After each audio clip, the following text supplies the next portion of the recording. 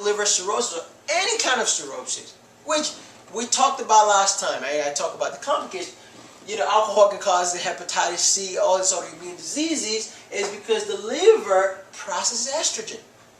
And if remember, cholesterol is usually breaking down into bile salts, which is stored in inside your gallbladder. Now, estrogen can get through, right? That's a big problem. It's a really serious problem because now you don't have estrogen. Estrogen is low. I'll just use E2. It's very low. I mean, it's actually very high, I meant to say, because it's not being processed and breaking because it's a steroid. Now, this estrogen is going to stimulate the breast tissue and cause hyperproliferation of your breast duct, and all of a sudden, lo and behold, you develop gynecomastia. Another problem is testicular atrophy, right? Testosterone. Basically, you need testosterone for your which is supposed to be produced by your testes. However, men develop low testosterone from having liver disease just because what? You need those binding hormones to carry the testosterone to the spot. Because it's a steroid. Remember, steroids are lipid soluble, they're not water soluble. They can't go into the bloodstream. So they need to bind to some kind of testosterone binding protein. Although they're produced by the Sertoli cells, but however, you still need a little bit of this proteins in the blood. And if they can't get to where they gotta get to, you got a problem. Impotence, right? Palmar erythema. What is that? You look at the patient's hand. Literally, you look at the hand and it's red.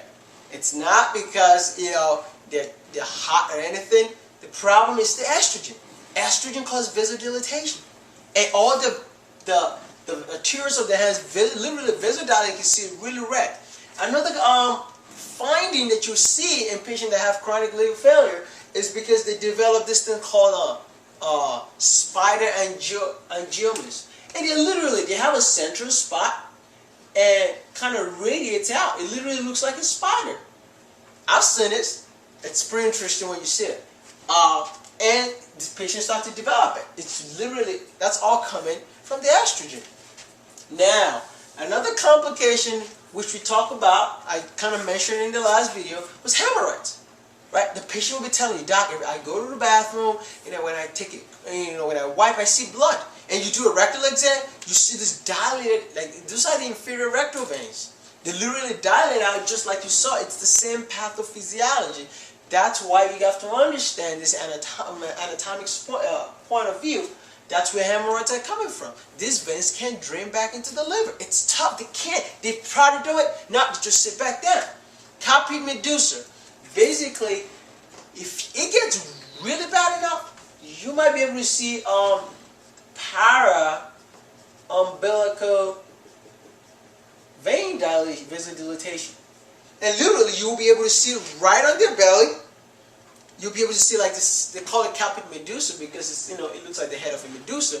And these veins are tortuous. It's literally, you can see it. It's a scary thing if you ever see this thing.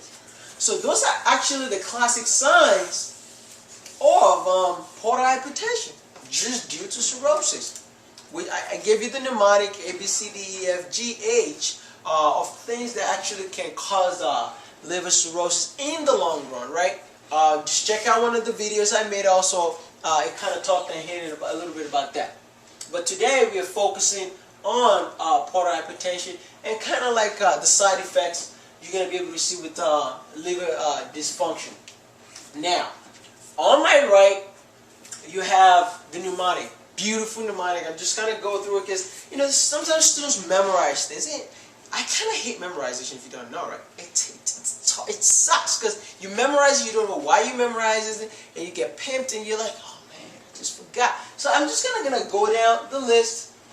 It's called AC9H.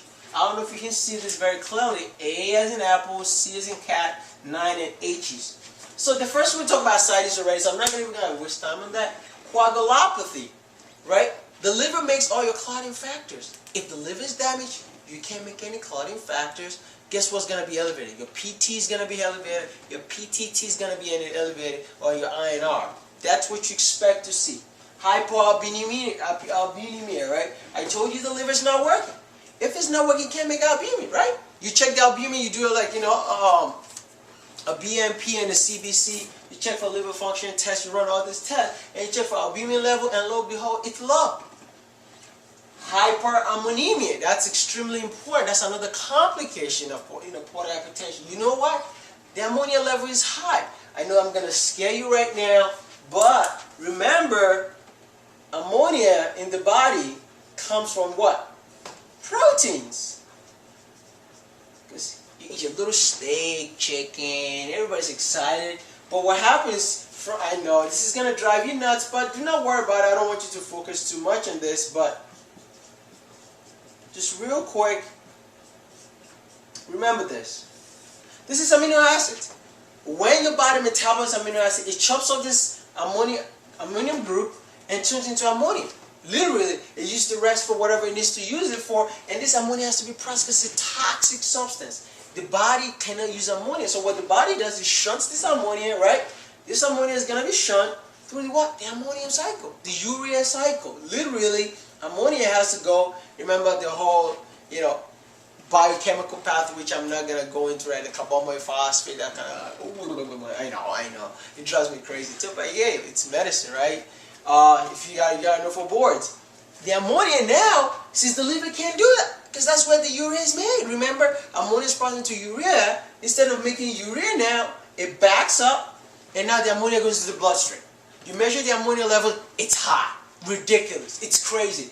But the problem is this ammonia can go to your brain. It goes to your brain, it messes you up. So we call that what? Hepatic encephalopathy. How do you know that? You literally go into the patient, you tell him, Mr. Whoever it is, let's call him John. Mr. John, I want you to stand up. They stand up, and you tell them, put your hands up, and just try to face me, and just try to make a stop sign. And you know what they do? They do this. And you're like, Doc, I can't keep my hands up. That's called hysteresis, right?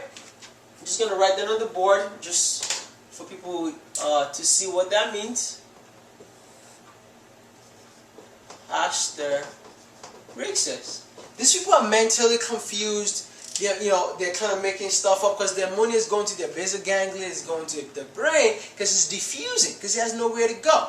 We treat that, basically you could give them lactulose. And lactulose, what it actually does is the bacteria inside your gut, we actually convert lactulose into hydrogen ions. And these hydrogen ions can bind to the ammonia to form ammonium. And now you can basically poop it out. Pretty cool, right? Genius. Exactly.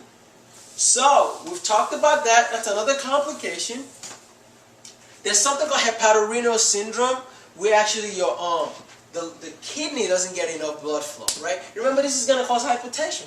Like, this is hypertension, the fluid is getting out. If you start to lose intravascular fluid, what happens is your blood pressure can go down. If the blood pressure goes down, the kidney doesn't get anything. So your BUN and your creatinine will be elevated, and that's how and it can really be severe.